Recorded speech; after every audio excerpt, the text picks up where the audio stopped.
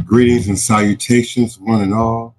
Greetings and salutations. Welcome, welcome. It is another edition of Revolutionary Hoodoo, New Orleans Voodoo Secrets and Recipes.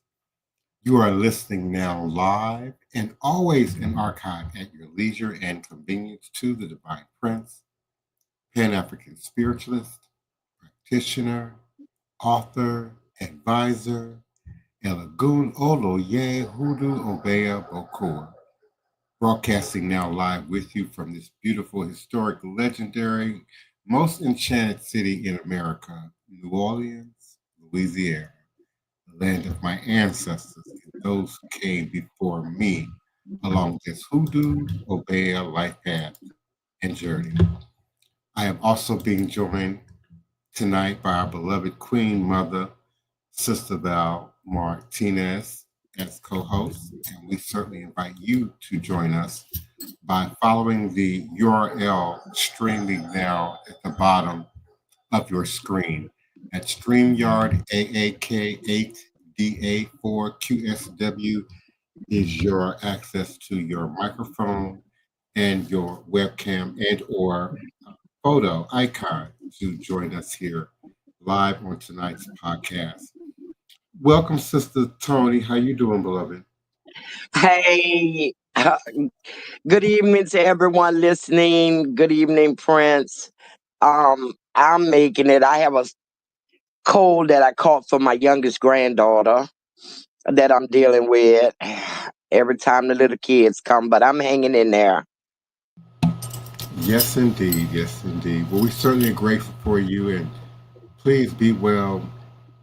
Take care of yourself. Big Mama's got to take care of themselves in order to continue to take care of the little ones. Oh yes, it's a pleasure to be here. And I'm always honored and grateful for those who choose to join us here live, 9 p.m. U.S. Central Standard Time, from a social media platform near you. Whether that's Facebook, one of our Facebook groups, one of our Facebook pages, Instagram, YouTube, uh, X, uh, formerly known as Twitter, my EarthCam page, my website, and any other placement of the URL that any of you may choose to share. We certainly are always honored and grateful for your listenership and your participation. Tonight, I want to talk about some things that I believe are important to discuss and close to many of your hearts, if not your mouths and your tongues, particularly when we see certain demonstrations posted in social media. I want to be extra welcoming and embracing to Daniel Neal. Thank you so much for continuing to join us here live on our podcast, powered by, sponsored by National New Orleans Voodoo Day. And thank you for coming out and witnessing, participating, and joining us this past Sunday for, was it, oh, Saturday, this past Saturday for our sacred music festival that was held at the Healing Center, the New Orleans Healing Center on St. Claude Avenue. We had a time, it was a great experience. I want to talk a little bit more about that on tonight and what I did there and why I was there. And certainly I want to have the opportunity to respond to all my beloved followers and friends and sponsors and supporters from in social media that had a lot to say about this demonstration and the videos and pictures that I posted. And I would like to really give you all the honor and respect and the space, the sacred and safe space to share that, speak about that, talk about that. So again, I invite you to turn on your mics and your webcam. Even if you don't turn on your cam, you can put up your icon, but your cam, I believe, must be connected in order for StreamYard to do that. And you can please come on in. I also welcome your comments, questions, inquiries, criticisms in the chat by way of social media where you are. We will just have to read it, respond to it as we have the availability to do so. Again, Saturday was our annual Sacred Music Festival. And to be quite honest, I've lost count, I've lost track. I'm not sure exactly how many of these have been done, have been held successfully, including this year, of course. But I've been to quite a few of them myself, particularly in the last 6, 7 years. And much as the name suggests, Sacred Music Festival, it's a eclectic mix of Buddhist sacred space and Hindu sacred space and a little bit of Muslim sacred space and Christian acknowledgement. We even had some medieval choir sing and perform, and a representative of Ghana and ATR spiritual practice and tradition, of which I posted, by the way. I posted a nice clip of our beloved Andrew Wiseman, who is a practitioner and Baba from Ghana, West Africa, has been in our community here in New Orleans about as long as I have been, and maybe even longer, and always is opening to demonstrating, from his West African Ghanaian perspective, music, culture, divination, tradition. And he had drummers, black and brown, Cuban, I believe, and American, and maybe African drummers who supported him, and our beloved Queen Camille Nalata, who's also a member of our National New Orleans Voodoo Day. She also joined us in celebrating the day and coming out to represent not only for Sacred Music Festival, but also for NONVD, National New Orleans Voodoo Day. And I'd be remiss to not stop just for a moment and say we certainly are grateful and appreciative of New Orleans National Voodoo Day, our team, our universal community, and all the hard work that is continuing to be done to make our second annual just as magnanimous as last year, if not more so for this year. Again, we are welcoming a delegation from Ouida, Benin. There will be a delegation of Haitian practitioners who will also be here with us. Some of the others that were seeking visa to come were unable to be granted visa. Just a quick side note to those of you who are paying attention to Trumpisms and politics and what's going on with immigration. So anyone who wasn't already here or outside of Haiti, who is a part of the Haitian delegation, had challenges in terms of gaining visa access. But there is and there will be an authentic Haitian presence, as there always is, as there was the night of the Sacred Music Festival and the ritual performed to Legba that I posted in my social media. Thank you so much for our live chat box and co-host. Thank you, Maceo. Greetings and salutations to you and yours. Thank you for joining us. Again, thank you, Daniel Neal, for being with us on Saturday and also being here again tonight. Greetings and salutations to you, Alchemist. Thank you so much for your continued support and participation. Alafia Bawoni, to you, our beloved Tariq Lopez. Thank you for always coming through and participating with us. And again, we invite your live participation by way of StreamYard, but we also welcome your chat box commentary, questions, comments, and requests. So as I've been asked for some years now by Mambo Salian Glassman, who is one of the directors and facilitators of the Healing Center, but also the Sacred Music Festival, to come and represent certainly, my vision of ATR, Aboriginal African Traditional Religious Systems, and certainly Voodoo with you, or also with four O's. And I've gotten very good at doing more than one thing, often in the same or limited space that I'm often presented to do so with. And so I set up a ATR shrine with a little voodoo with the U, and a little voodoo with four O's, and a little Lukumi Santeria. I had my Francisca and Francisco, to bring the ancestors on the table. I had my black crystal skull, from Bawan, Sam D, and Gede family,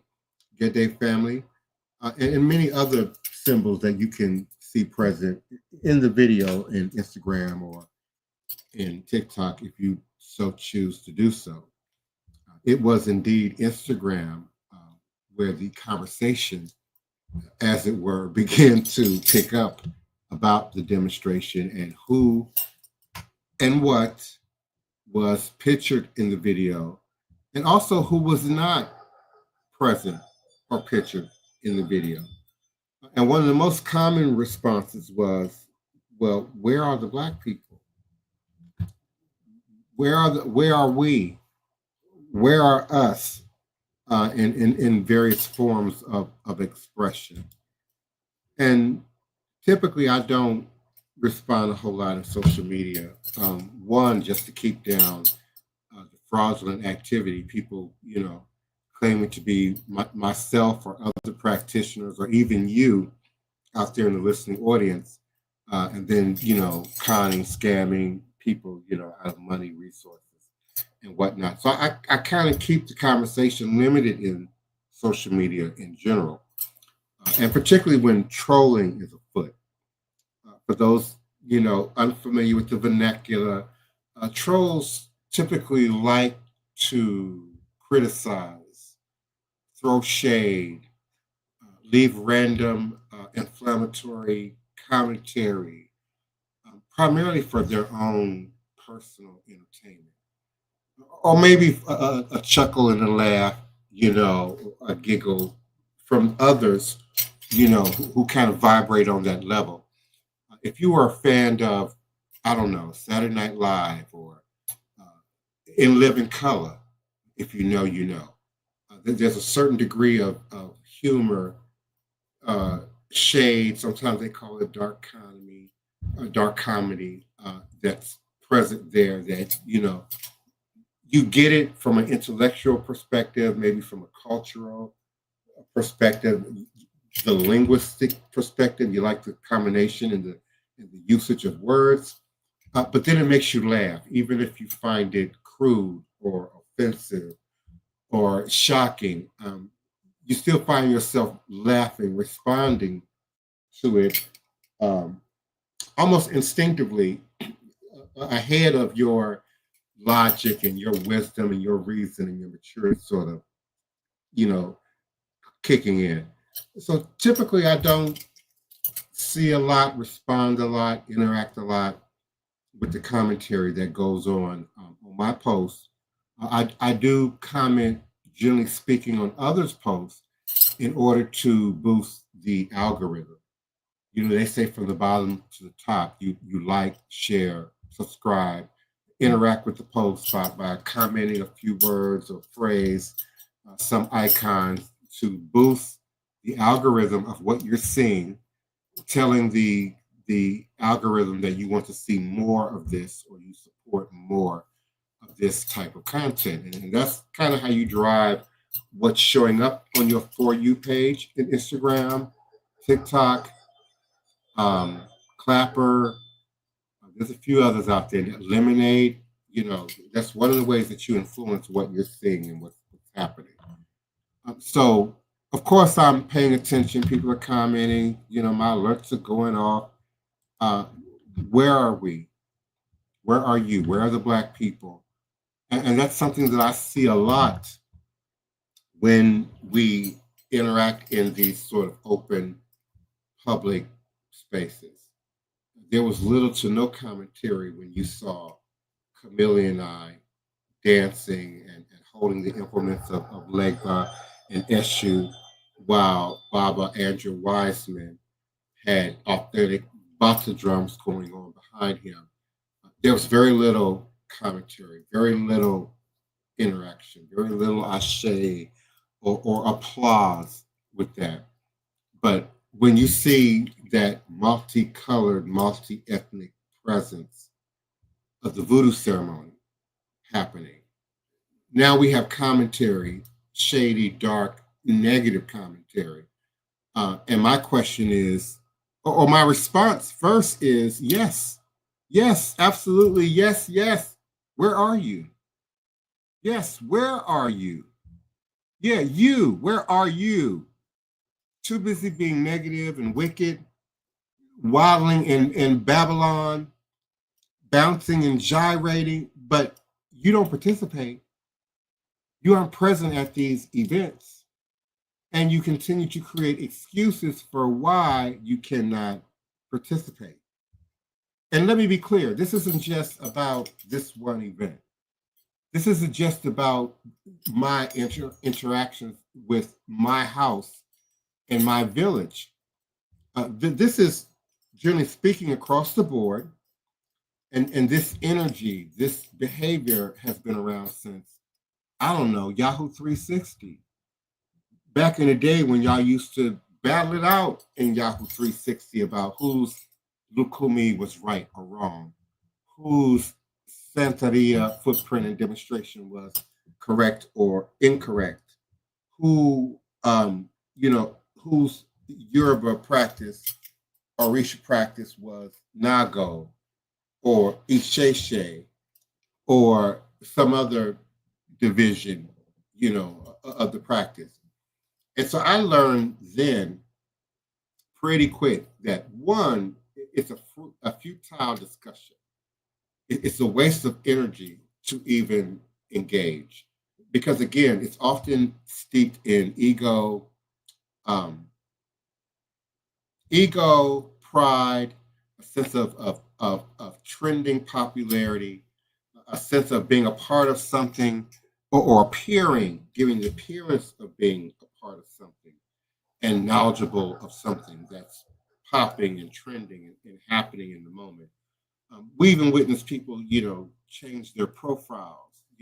One year they were Rasta, the next year they were Hotepin, and they were with the Dr. York, and then the next year they were Hebrew Israelite, and then the next, platform that they suddenly became Voodoo or Yoruba or Ifa or Santeria because it was trending, because it was popular, because it was a happening thing, and people were using that in Black spaces, MySpaces, BlackPlanet.com, primarily as a social tool, like what's your sign was in the 1970s.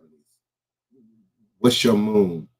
What sun are you born under? It was a tool of recognition, a quick greeting card, if you will, in a public space, often for social uh, dynamics. But rarely did the real grassroots networking kick in. Did the real where do we go, where do we meet, where do we do the work?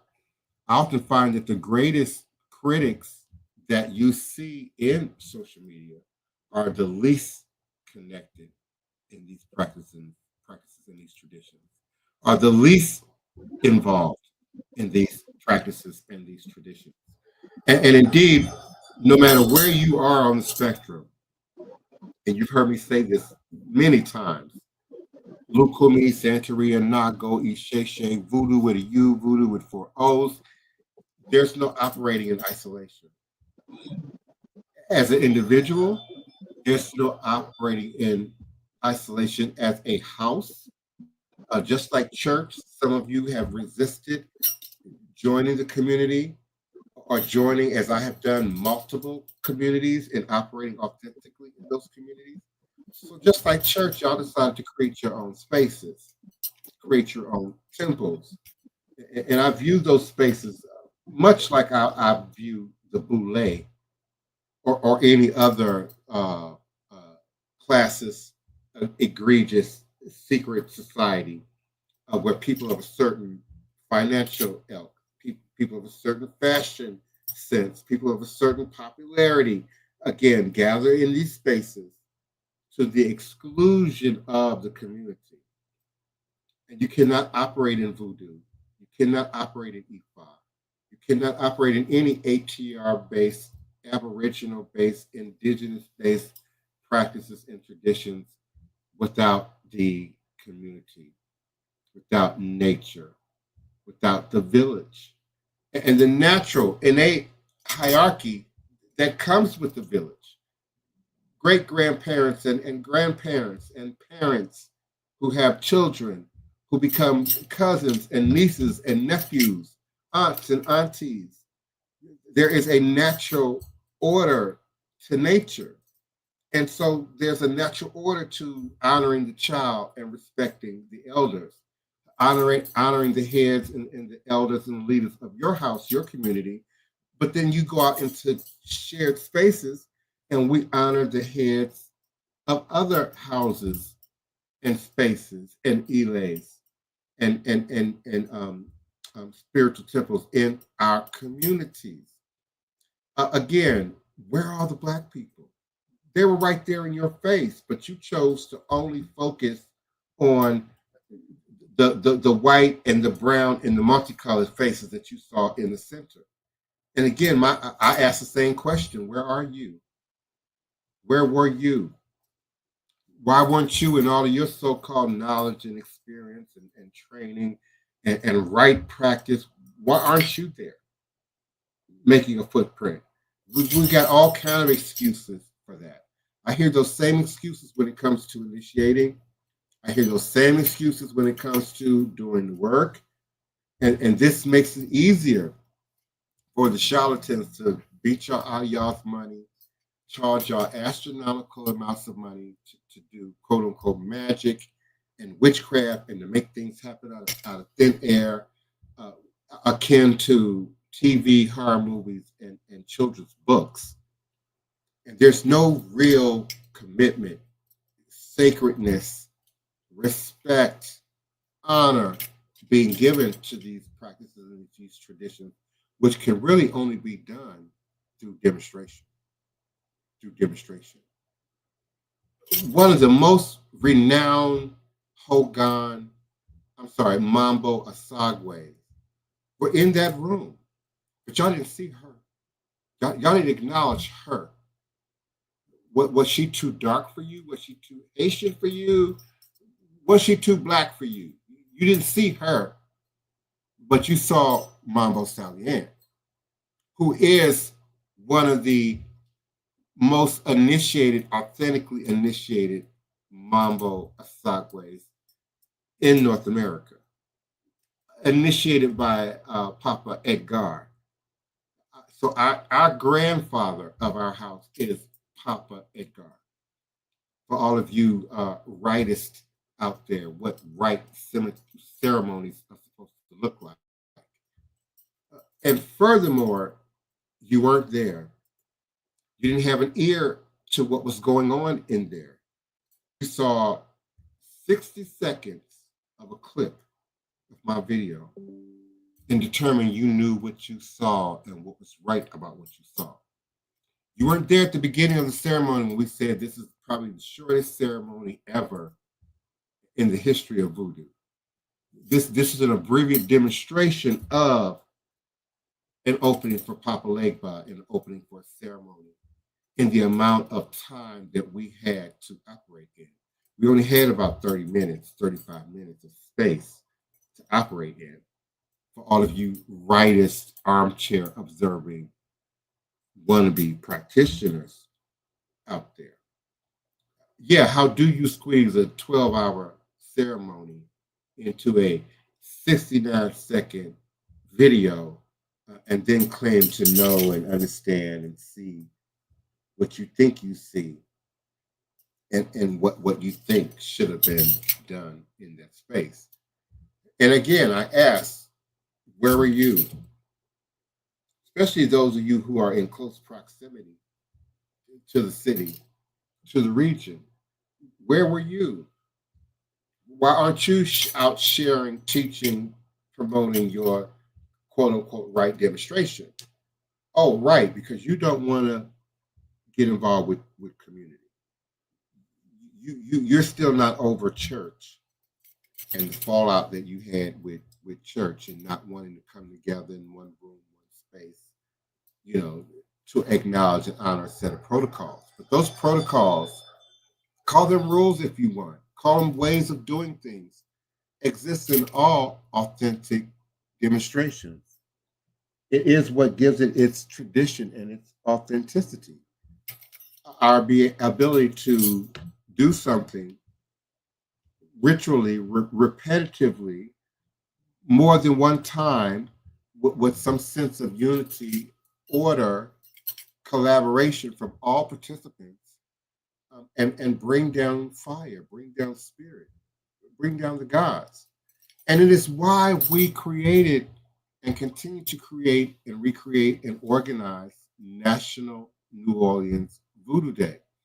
It is an opportunity not only to educate and re-educate ourselves, our families, our community, the diaspora, but then those who are watching, who are observing, and in some cases who are appropriating and bastardizing our tradition, so that that education is stronger than the false demonstration.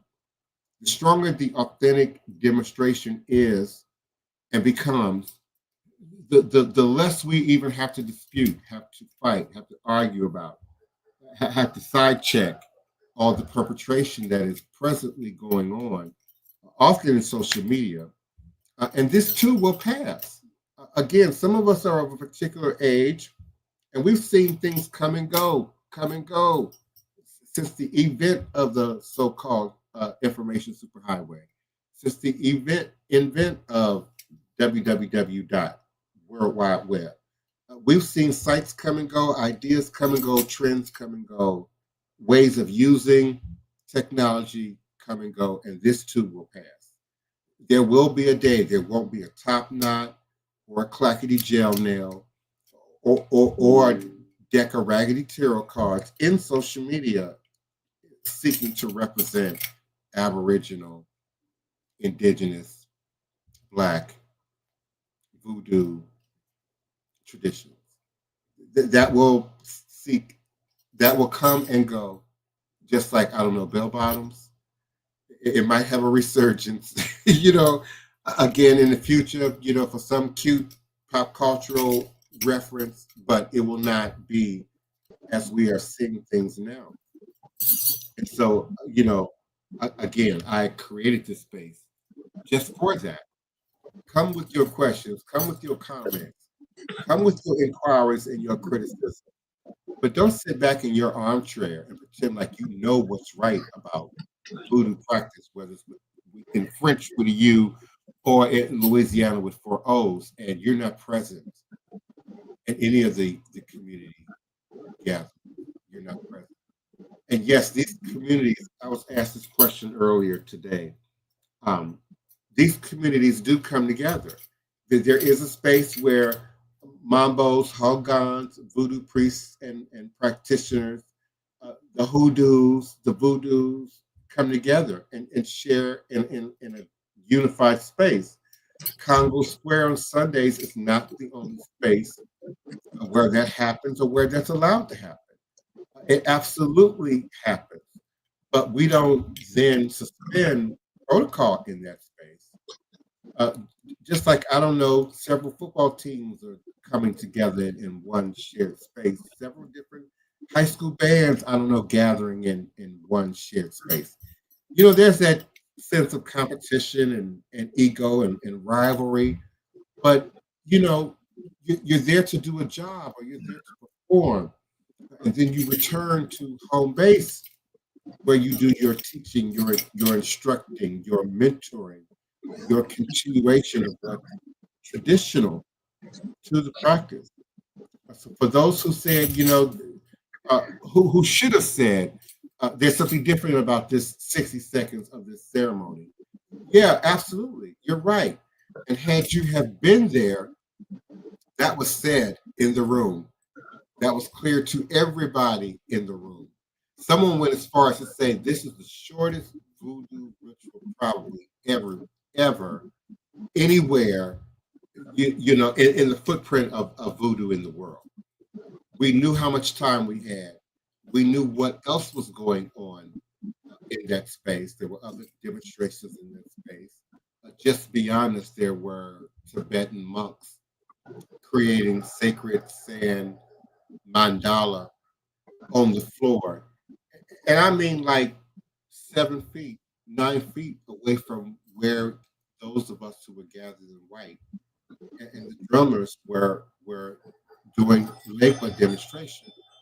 So you have to do what you can, and from a production perspective, someone who operates in performance, TV, movies, and knows what production takes, you have to do what you can in the space that you're given, physical space you're given, the timing space that you're given, and then within the context of the theme of the space that you're demonstrating in. uh, you can attribute this to more of like a museum demonstration of ethno-cultural practice and tradition. And those who are participating are involved in the community. I'm not concerned about your questioning of race, ethnicity, You class. fading in and out. Thank you, Queen Mother. Can you hear me? Yeah, you coming in perfect right now. Yeah, I'm not concerned about your questioning of what people look like. If you aren't familiar with this space, aren't familiar with these people, you don't know to what degree they've dedicated themselves to learning, speak, read, and understand Haitian Creole, learning to read, sing, pronounce, perform the Haitian songs, and keep them in context with what's going on in the floor demonstration, the physical movement and ritual application in which you are witnessing. And again, we have an abundance of Haitians in our community. Uh, Mambo, um, not Mambo, please forgive me. Mommy, Mommy Mamuna, um, Marie Jo, um, Papa Fanfan, may he rest in Guinea, and many others. So we have instruction, we have mentorship, we have connection to the authentic demonstration of voodoo in Haiti as well as in Ouida, West Africa, Benin. And again, we invite you to come out, participate, be a part of that footprint, that demonstration, that education. April 4th, 5th, and 6th, 2025. April 4th will be our uh, press conference, I believe at 10:30 a.m. at Cafe Istanbul. There will be media and uh, film producers and other present as we introduce and share this powerful event. April 5th will be our symposium at Xavier University. There will be a department in an area for youth, children, teenagers, young people. There will also be an art show, African art show. There will also be an Afro ecological demonstration of plants, trees, herbs, roots, etc. And Mother Camille will be also doing a African-based dance class for the youth. Also, I believe between 10:30 and 1 o'clock on April 5th. April 6th will be our actual procession from the river through historic landmarks that were on display at the very top of the hour of the show. We will follow many of those same landmarks this year, and there will be a few new ones that will also be in our route on our way to Tomb of the Unknown Slave at St. Augustine Church, and then on their way to Congo Square, where I will meet you at the ancestral tree with another sacred ancestral ceremony. We will enjoy lunch. There will also be vendors of various types, food vendors, as well as arts, crafts vendors that will also be available. Then there will be an authentic ceremony conducted by Louisiana Voodoo practitioners, Haitian Voodoo practitioners, and Ouida Benin Voodoo practitioners, concluding with a closing ceremony by Professor Kakpo from Ouida Benin, one of the senior Babalaos, if not the senior Babalao in Ouida. And we are again excited, looking forward to twice the fun, twice the education, double the experience this year as we had on last year. And we invite each and every one of you to be a part. This is a free event. It is a family-friendly event. So bring, your family, your friends, your peers with you. Certainly, you might want to bring, money to make purchases, of food and other items. But this is a free event, and we certainly invite you all to come out and be a part. Greetings to you, Mambo, Sally, and Glassman. We certainly appreciate your love, the support, and your continued attendance to the podcast. Prince, I'd like to comment. I saw the clip of the ceremony. It was beautiful. Everyone there was beautiful. As y'all don't know, but I never go to any events. And that's usually because I'm at work and can't get to them. But I saw the comments also. And in the comments, when they say, "Where are us? Where are the Black people?" To me, a lot of people have not got over the complexion theory. I saw people I knew in the video that were really white, but I know they're Black. Like, if I would have been there, people would have thought I was a white woman there. And I'm Black. So they wouldn't know unless they looking at complexion. They haven't gotten over complexion. And that's one of my big problems I have with the South. They have that caste system. Oh, we're the Black people right in front of your face. They just not dark complexion. Black people come in so many shades today. So you could call it the changing face of voodoo. Yeah, they say black women have the Eve gene, so they can have any color child. Yeah, but we talking about complexion wise. So these people sit there, they see a small clip, and they want to say, well, we're the Black people. The people all over. And my thing is, a lot of people have a problem with white people being associated with voodoo. And I feel like this. In the 80s and the 90s, the Black people went underground with it. They wasn't doing it out in the open. They wasn't teaching nobody. And just like so many other things, white people got interested. And people who believe in spirituality in the spiritual world, maybe those white people was a Black African from Haiti in another life.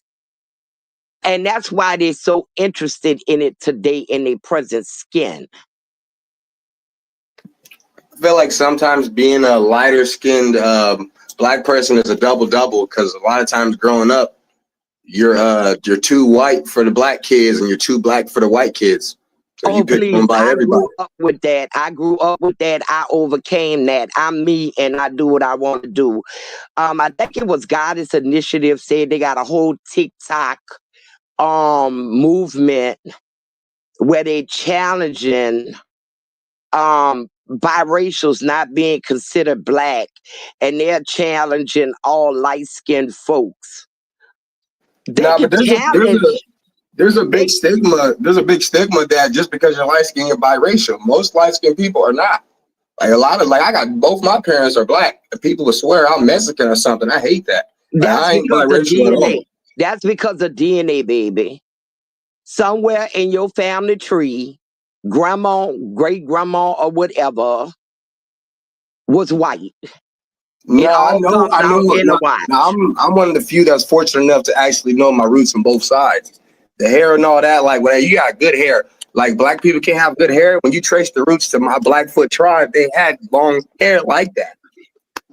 Like Yeah, and I thoroughly believe in mama's baby, papa's maybe. But anyway, they can challenge light skin all they want. DNA is going to tell.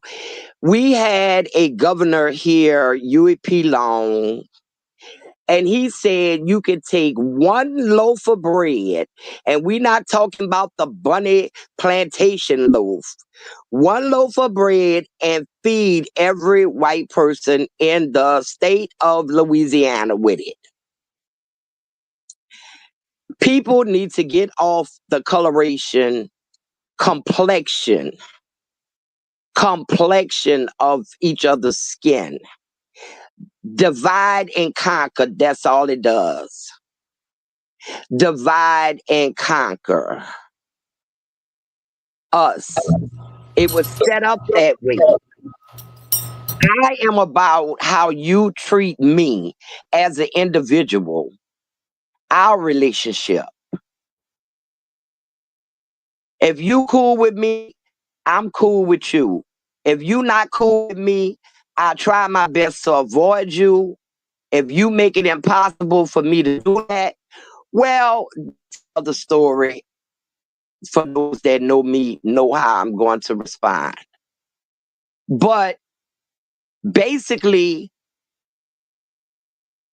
a lot of our people are their own worst enemies. And here we go, all skin folks ain't kin folks.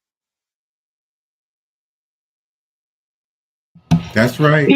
People fail to realize in our documented history, our ancestors could not have escaped freedom for the most part without the Underground Railroad, which was driven by Caucasian, French, Spanish, white people, whatever they were, English, because they had the money and the means.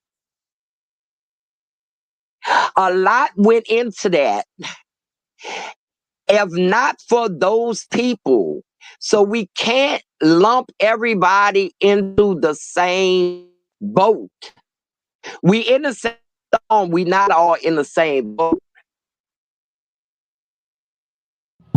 Oh yeah, I agree. And to the degree that we've accepted, multi-racial relationships now in present day society, and we are way past the opportunity to try and categorize people by shade and ethnicity and color and culture, and separate that from experience. The experience of those who have grown up in our communities, by way of other, means of avenue of getting into our community. From me growing up with the people in my community is why I don't go to certain ceremonies and partake in certain things. Prince, you know this. You said earlier that some people, one year they roster, the next year they Nation of Islam, the next year they Hebrew Israelites, Prince asks me constantly, do you know so and so? And he'll tell me the name, and I always tell him, oh, and he describe him. I say, I think I know somebody look like that, but I would have to see him. And sure enough, that person had another name before Katrina. They then came back and totally reinvented themselves by name. But I know who you are by any name that you come back to New Orleans with. Because I was heavy on the cultural scene. I was heavy on the cultural scene. You start traveling in certain communities and certain villages and certain events and certain spaces, you get to know people. I know many traveling vendors who travel from black city to black city, black state to black state, black college, region, event, and again, over time, a decade or a dozen years, you get to know people. You get used to seeing often the same people at these events. So all these newborn wannabe adherents and practitioners and criticizers of these practices and these traditions are often operating from Google knowledge, AI knowledge, and not from hands-on demonstration and experience. And we I know one person now who, when I met them over 30 years ago, they were working in City Hall. Oh, no. Then a couple of years later, they were pastor. Uh-oh. And then a couple of years later, they were Pan-African. And now they're a voodoo practitioner in a 30-year period. It ain't been nowhere. And haven't been nowhere. And changed on their own. My faith, my belief, after I did all my searching and literally walked with the Nation of Islam, the elders, the followers of Elijah Muhammad, the 12 tribes, the Hebrew Israelites, the followers of York, and all of them in knowledge, I discovered I was a Rastafarian. I was of the line of the tribe of Judah. And I have never changed that opinion of myself. That is who I am. I am not a practitioner, but due to the way I was raised, I practice what I was taught. And I've learned some new things to practice to help me and my family. I don't know how all the ceremonies look. I look at them all with wonder and disbelief because they so beautiful.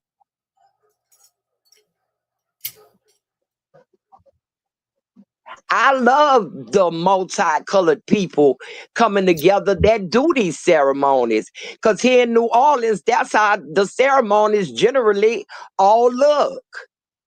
That's who the people are. That's who the people are. And it's beautiful. Let's come together. We can never, people say, why we don't use voodoo and get rid of Trump? Because we can't come together to get rid of Cantrell. That's just a mayor. How the hell we going to take on the president? Yes, indeed. We can't come together because we fight over complexions instead of the spirit of the individual. I may not agree with something somebody said or whatever, but it's definitely not because of their complexion. It's because I just didn't agree with what they said. I'm not going to tell somebody you don't have a right to be here because of their complexion. Because complexion is determined by DNA. All my life, I've been white girl, you don't shine. Bet you $5 I can beat you behind. And But they don't have my mother's from Mississippi. Black and Indian, Native American, indigenous people. And my father's from Puerto Rico. Black, Tejano.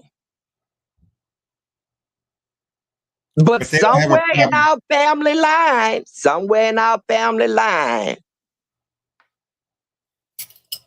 I'm one of the lightest of my 13 siblings.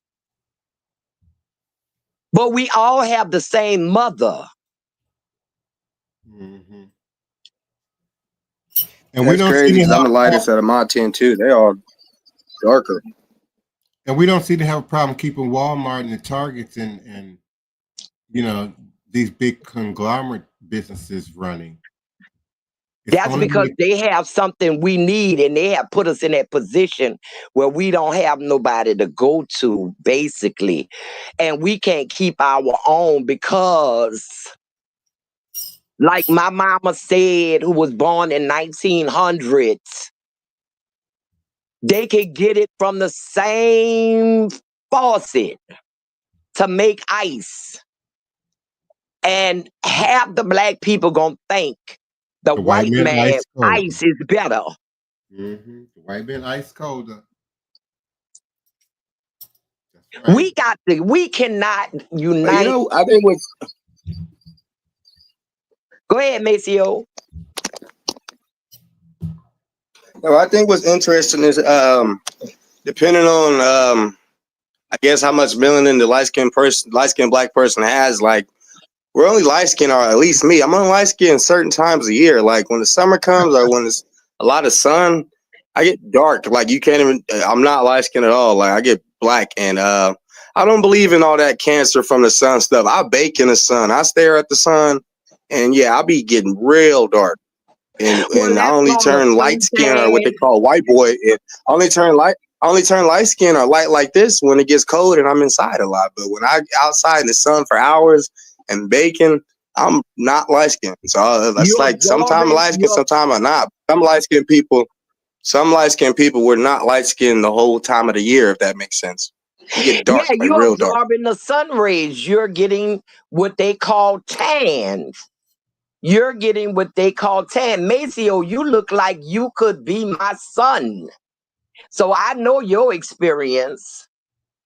I do the same thing, but I also know darker skinned black people who get darker in the summertime also. Yeah, And I they got a get couple friends that lighter told me in the that they get dark. wintertime.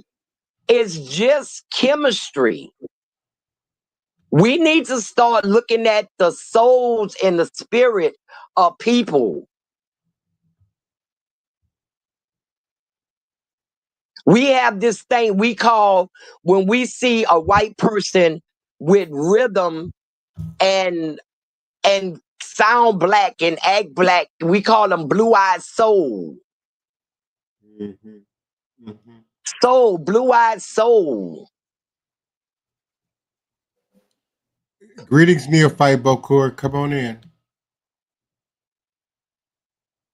Greetings, family. How's Greetings. everybody tonight? Asé, fine. Yeah. And yourself? Just getting off hard days of work. I was trying to jump in because I kind of left everybody on a cliffhanger last week. Been there before. Okay, let me hear you. Let's get off that cliff from hanging. Tell us. Okay, it's just an idea, just a theory of mine, a collection of opinions just off of some of the research that I've done on just history. I just so happened to come across it in a documentary. I can't remember the name of it, but a few years back, I came to a conclusion that there were pitfalls and little traps set up for those that are, practicing tarot. And it turns out that they may have been put there by a group called the Thelema. The Thelema are a group of spiritual practitioners kind of a group that was created by Aleister Crowley. Uh-oh. Yeah, and Wow. from what I can gather, there are a lot of followers of the Thelema, and I'm going to limit how many times I say that on here. But there are quite a few followers of that group scattered amongst the entertainment industry, Hollywood in particular. And from what I gather, that would include Mr. Cage. Just a theory. I mean, but there's a lot of things that he kind of does that You says bring to him me that up. maybe he is practicing Thelema. You bring him up. We spoke on him last week, and I did some further research because we wanted to know I'm why not following. he had to go to the Nicolas Cage. He built a pyramid in the cemetery, and we want to know why would he do that. Well, I did some research, and apparently he thought he was cursed from buying the LaLaurie mansion, and he went to someone to see if he was cursed, and they told him yes he was. Just like the owner they found dead in the LaLaurie mansion, I guess the first one who purchased it once it was sold again. And they told him he wanted to know what he could do about the curse. And they told him he had to be buried as close as he could be to Marie Laveau so she could protect him from the curse he Yeah. was under. That's why he built that pyramid at great expense to be his resting place. It all goes back to the voodoo. Yeah, that's what I'm finding, that sort of a counter to that group that I mentioned are people who actually practice true ATR African Louisiana hoodoo. Maybe We're that's the why. only. If I'm not, then again, this is just my opinion from what I'm gathering, is that the only people that can actually combat some of the stuff that they practice, it would be this culture here. Everybody else, unfortunately, none of the mainstream religions can do anything about it. Hell, some of the, I guess, practicing occultists, they can't counter it. There's Maybe nothing that they can do about it. maybe that's why the APB went out on that stolen behemoth's head that went missing here in New Orleans a couple of weeks ago. Ooh, I would hate for something like that to come up missing. The one in 10 in existence was in New Orleans, and a porch pirate stole it off the porch, and they put out an APB out on it specifically. I mean, I'm quite sure everybody who've had stuff stolen off their porch that was delivered, wish the police would have brought that up in the media. But apparently this was super important and they needed to get it back. That's right. Yeah. So maybe that can be some of it. It's a lot of stuff going on out there that's not meant for the best interest of the masses. And those that could maybe counter some of that stuff are too busy worrying about somebody's complexion to get the job done. If I was building a house and needed a plumber, I wouldn't care what color, creed, language they spoke, as long as they could do the plumbing in my house. As long as they could work with the carpenters and the cement layers and everybody else that was needed to build my house, I would let them be and do their job together. It takes a lot of people to build a house. That's right. It takes a lot of people to build a healthy village. A lot of different people. Yes, and these spaces, again, are open and available to everyone. National Voodoo Day is open and available to everyone.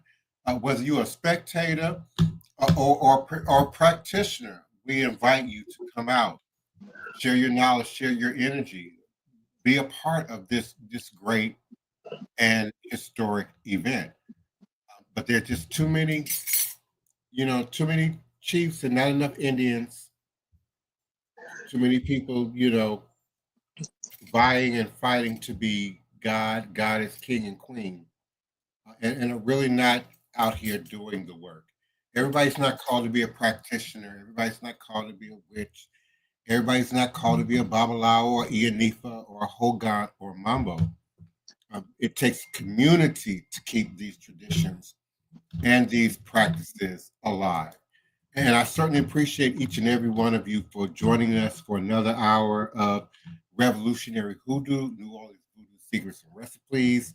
Thank you, Neophyte Bokor, Maceo, Sister Val Martinez, for joining me here as co-host. And thank you for all my regular participants in the chat, the Goddess Initiative, Mambo Sally Ann Glassman, Tariq Lopez, Erica O, The Alchemist, and certainly you, Daniel Neal. I certainly look forward to continue to create and build with you as well moving forward. And I look forward to joining you here again tomorrow night, 9 p.m. U.S. Central Standard Time for another edition of Revolutionary Hoodoo, New Orleans Voodoo Secrets and Recipes, powered by, brought to you by, sponsored by NONVD, New Orleans National Voodoo Day. Visit us at www.vodouday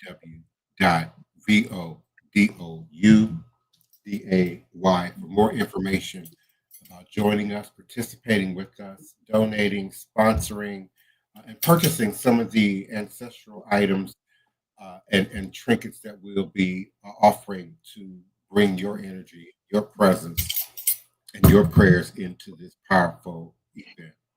So remember that all is truly and indeed a blessing if you can just see beyond the veils.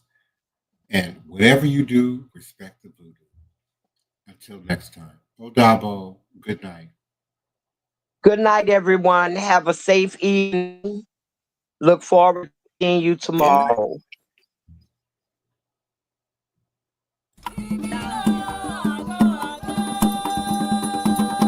Everyone is certainly invited to National New Orleans Voodoo Day, April 4th, 5th, and 6th. April 4th is our press conference. April 5th is our art show and symposium at Xavier University. And then our actual procession from the river through the community to Congo Square happens on April 6th. National Voodoo Day is for practitioners around the country and around the world. There will be other Haitian Ungans and Mambos participating. We will end up at Congo Square, where we will do a full-on Vodou ceremony that's led by Mami Moon, a very senior Haitian Mambo Asagwe. We have a delegation coming from Benin that will also be participating, including their head Babalao of Benin, who is the president of their national Vodun Days, and he will be doing the final blessing. And we certainly invite all to come join us, witness, participate, certainly sponsor and donate as you will to support this powerful and historic event.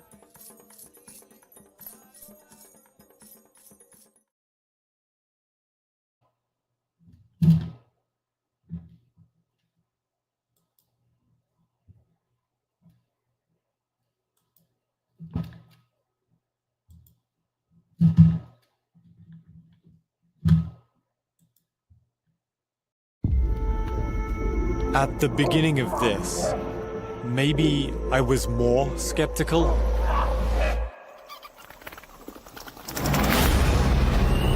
As the days have gone on, I'm not sure what I think anymore.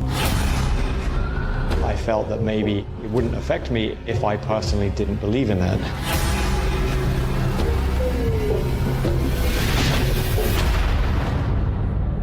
So, knowing what you know now, would you still get cursed?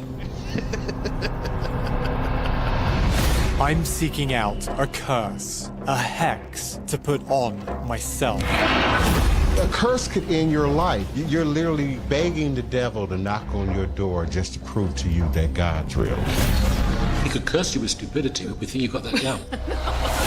Despite the warnings, I'm investigating the real-world effects of dark magic. Looks like you have a lot of love and a lot of opportunity. You are going to cause damage to that. How do you feel after doing this? Evil. That must be quite seductive. That's the power you're calling on. The devil, right? Quite seductive. I'm going to enter into a pact with Satan. Señor Satán, Lucifer, presentamos a este hermano. Con tu fuego purifica. Wyong is pretty much the epicenter of all black magic. People are very scared to even talk about it. Y'all better not call me at 2 o'clock in the morning talking about this man is dead. I don't want to hear that. I have this physical feeling that something bad is coming. What have I done? You're going to have to find faith in this in order to undo it.